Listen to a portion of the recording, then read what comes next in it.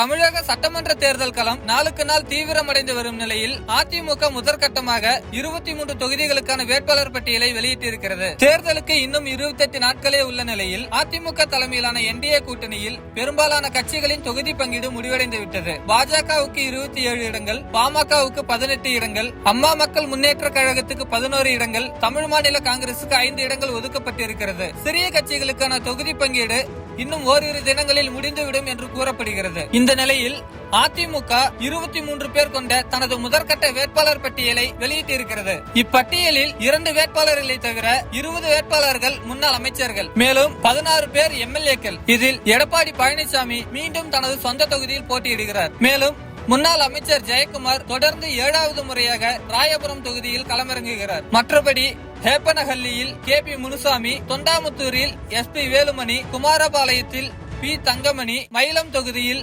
CV Shanmugam, Madurai மேற்கில் செல்லூர் ராஜு, திண்டுக்கல் தொகுதியில் சீனிவாசன், நத்தம் தொகுதியில் விஸ்வநாதன், பாலக்கோட்டில் KP Anbazhagan, நன்னிலத்தில் R Kamaraj, வேதாரண்யத்தில் OS Maniyan, விராலிமலையில் C Vijayabaskar, கரூரில் MR விஜயபாஸ்கர், கோவில்பட்டியில் கடம்பூர் ராஜு, திருமங்கலத்தில் RB உதயகுமார், சிவகாசியில் ராஜேந்திர பாலாஜி, கலசப்பாக்கத்தில் SS கிருஷ்ணமூர்த்தி, திருப்பரங்குன்றத்தில் ராஜன் செல்லப்பா, மதுரவாயலில் பெஞ்சமின், பவானியில் KC கருப்பணன், ஜோலார்பேட்டையில் KC வீரமணி, அரியலூரில் தாமரை ராஜேந்திரன் ஆகியோர் போட்டியிடுகின்றனர்.